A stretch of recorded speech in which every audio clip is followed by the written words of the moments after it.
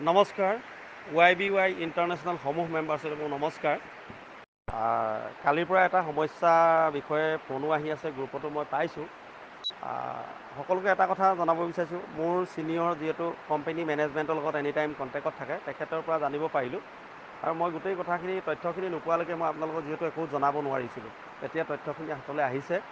তো কোম্পানীটোৱে চৰকাৰৰ লগত এটা চুক্তি কৰা হৈছে যে চৰকাৰক এটা পুঁজি দিয়াৰ কাৰণে, আৰু সেই পুঁজিটো দিয়াৰ কাৰণে কোম্পানীটোৱে পইচাটো ক'ৰ পৰা পাব, আমি যিটো পইচা লগাইছোঁ তাত যিটো ট্ৰেডিং হ'ব, সেই ট্ৰেডিঙৰ পৰা যিটো লাভ হ'ব, সেই তাৰ পৰাই তেওঁলোকে চৰকাৰৰ লগত যিটো দিব লাগে বুজাবুজি হৈছে সেইটো হ'ব।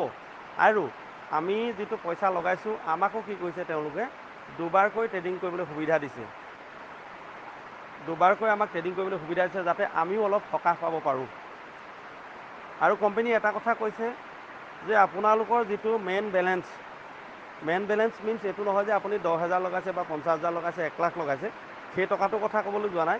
আপোনাৰ সেই ৱালেটটোত যিমানখিনি টকা থাকে, এই টকাখিনি যেতিয়ালৈকে আমাৰ ডাবুল ট্ৰেড চলি থাকিব বা আমালৈ নিৰ্দেশনা নাহিব, তেতিয়ালৈকে কিন্তু আপোনালোকে উইথড্ৰ নেমাৰিব। যদি কোনো ব্যক্তিয়ে উইথড্ৰ মাৰিছে, তেখেতৰ পইচাটো হেংগিং হৈ থাকিব, নহয়তো তেখেতৰ ৱালেটত ঘূৰি আহিব, নহয়তো তেখেতৰ পইচাটো হেংগিং হৈ থাকিব। যেতিয়া কোম্পানীয়ে ছিষ্টেম খুলি দিব, সেইদিনাহে কিন্তু পইচাটো তেখেতৰ একাউণ্টলৈ আহিব। আৰু যিসকলে চেলাৰী পাই আছে, ধৰক আমাৰ ইয়াতে কিছুমান চেলাৰী আছে, ডেইলি 500, 1000, 3000, 1800, 3000, 5000, 8000, সেইসকল আৰু লগতে একেটা চেলাৰী জেগাত আৰু এটা পইচা সোমায়। কোনোবাই এজন মানুহক জইনিং কৰাইছে, তেখেতক জইন কৰাৰ লগে লগে আমাৰ দুটা ৱালেটত পইচা সোমায়, এটা মেইন বেলেঞ্চলৈ গুচি যায় আৰু এটা চেলাৰী হিচাপে আমাৰ ইয়াত আহি যায়।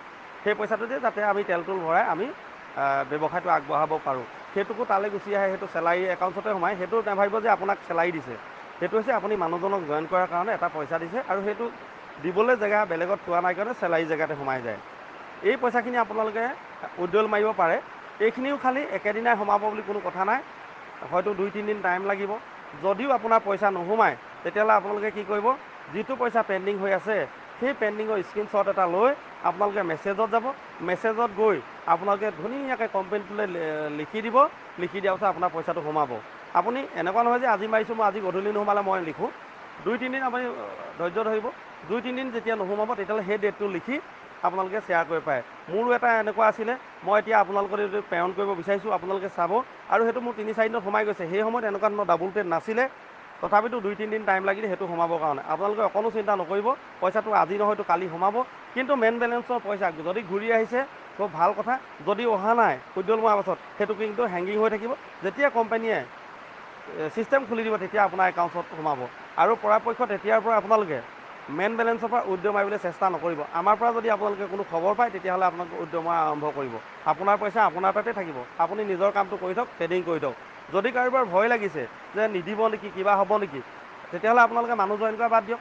যিসকলৰ বিশ্বাস আছে তেওঁলোকে মানুহ জইন কৰি গৈ থওক, নিজৰ ব্যৱসায়টো ডাঙৰ কৰি গৈ থওক। এইখিনিয়ে।